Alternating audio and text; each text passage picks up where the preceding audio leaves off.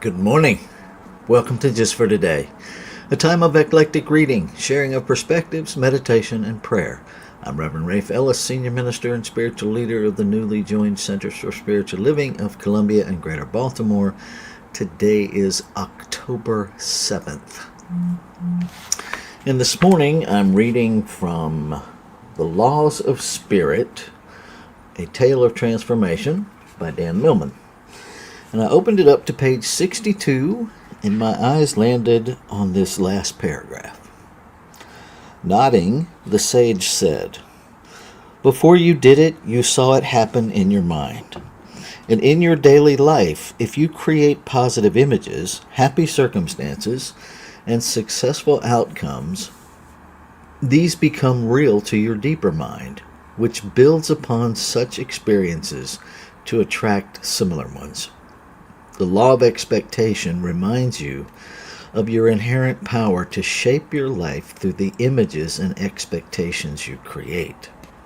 By airing all your doubts, you root them up from the deeper mind so they can dissolve in the light of awareness." And what that brings up for me is what Science of Mind teaches as mental equivalence. And the trick that I've learned and that I teach is to have those positive images and to anchor those in what we want to experience more than how we want to experience it. And I love that even in this reading, he points out that these become real to your deeper mind, which builds upon such experiences to attract similar ones. And they're not the same, they're not repetitive. And notice the word attract, right? Sometimes I think we get lost in the idea that we're creating what we expect. And more accurately, we're attracting what we expect. Because to the idea of creating it is to suggest that we can actually control other people, places, and things. And we can't, because every energy has choice. Every person has choice. But what we do is energetically attract based on vibration. And so if we can remember those situations and times that brought us great joy and amplify the energy of that, the vibration of that, then we attract that energy, just like magnets attract magnets, right? There is a vibrational match that's happening. And so, bringing up all of our doubts, because here's the thing, the doubts are operating in there whether we own them or not. And so, by voicing them, by bringing them into the light, we allow them to be dispelled. One of the things that I learned a long time ago from studying with the elders when I lived on the Kuala for a couple of years is that the mind, not the brain understands the word not, but creative mind, consciousness is 100% affirmative. And so there's no capacity in 100% affirmative process for not. And so it simply responds to where our focus is. And if my words are, I'm not going to experience blah, blah, blah, what my focus is blah, blah, blah. And so that's the energetic thing that I am focusing on, and that's what I will attract, right? So it's important to bring those to the surface so that we can replace them with what we want instead. So if I don't want to experience stress, then what we bring to mind is calm and peace and serenity and efficiency of time and movement and greater communication, whatever relieves that sense of stress for us. And to keep our attention on experiencing that more than who we want to experience it from or outlining how we want to experience it, because infinite intelligence has way more options available than we have in our limited human brain. So that's what comes up for me around that. I have proven it to be true in my life, and I am proving it to be true again today, because it's a busy day, it's a busy week, and all of the opportunity is there for me to go sideways with it or to remember. Slow down, pay attention to what I'm paying attention to, and remember what I want. And when the doubts come up, to just own them and speak to them that there ain't a word of truth in it. Right? It's that, I believe it was Reverend Michael Beckwith who said, stop telling God how big your problems are and tell your problems how big your God is. And so this is a different way of languaging this. That, no, calm is the nature of my being, and I can choose that today. Efficiency, perfect order, all of those things are the nature of my being, consciousness itself. And when we recognize there's something in the way, we can verbalize it, release it, and remember the truth of our being and hold that in vibration so that our experiences manifest that. So that's what is alive in me this morning out of this reading. Would love to hear what's alive for you. You can put it in the chat on whatever function you're watching this, either live or later. I do check them periodically. I get notifications if somebody puts anything in there. So, would love to engage in the conversation if you choose. So right now, I'm going to read this passage, this paragraph, one more time. It's interesting as a miniature paragraphs become passages. I just noticed that. So I want to read this one more time and then take us into our meditation. And I invite you to just be present with whatever comes up for you during the meditation. It's simply another way that the nature of us, the essence of us, communicates with us, is in that silence. So here's the reading again. Nodding, the sage said, "Before you did it, you saw it happen in your mind. And in your daily life, if you create positive images, happy circumstances, and successful outcomes, these become real to your deeper mind, which builds upon such experiences to attract similar ones.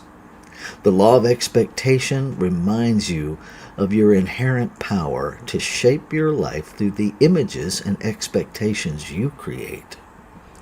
By airing all your doubts, you root them up from the deeper mind so that they can dissolve in the light of awareness." So let's take that into our time of meditation and contemplation.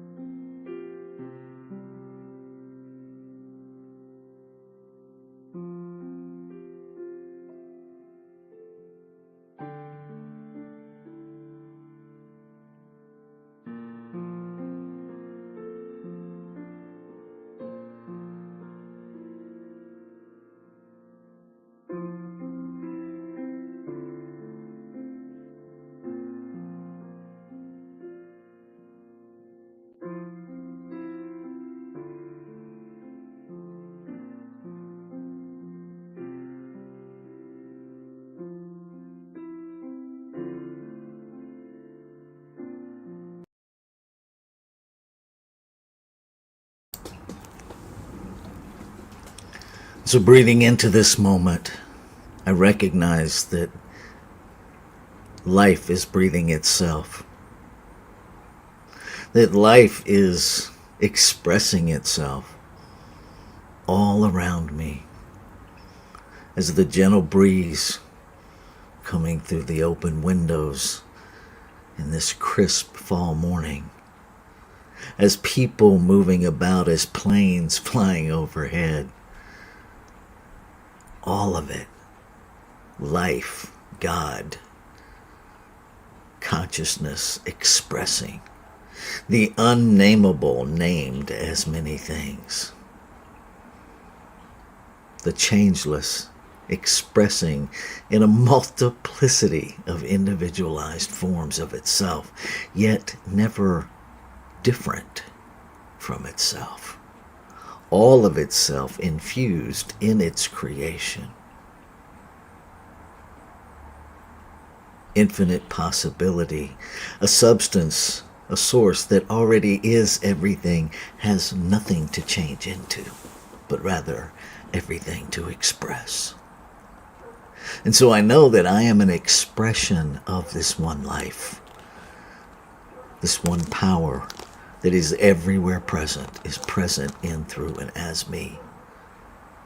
And what is true of me is true of all life, all that I call creation, all that I call humanity, all that I call a thing as anything, all that is seen and unseen, all that is known and yet to be remembered as known.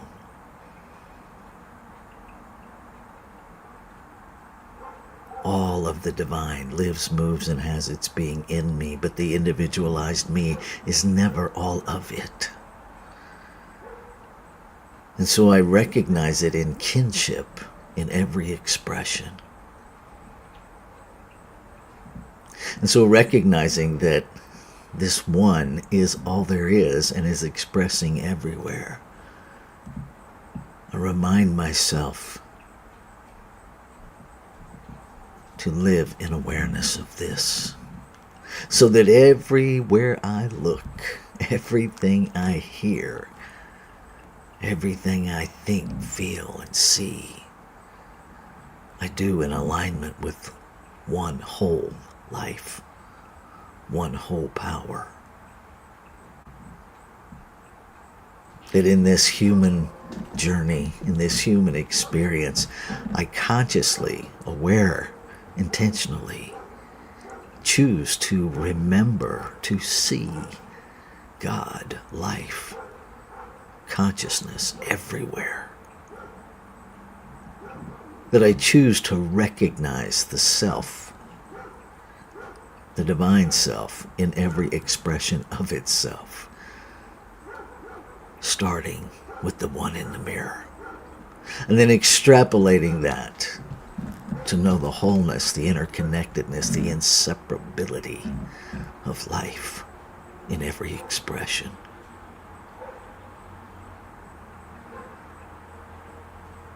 And even as I speak my word, I recognize it is the word of consciousness itself, speaking itself into a greater experience of itself. And so I know the activity of law, that doer within the creative process that simply acts upon what is held in mind, in divine mind, spiritual mind, and makes it so. And so I know that it's already done completely. And so I can let go. I can let go of all of the doubt. I can bring it into the light to be dispelled, to be neutralized, to be transformed into the knowing of faith that moves in the knowing that it's already done before it sees it in order to see it. So I let go. I let go of all of the static in the radio brain. Let it all go. and I step fully into an experience of the truth of being. Ashe. Shalom. Aho. Amin. Amen.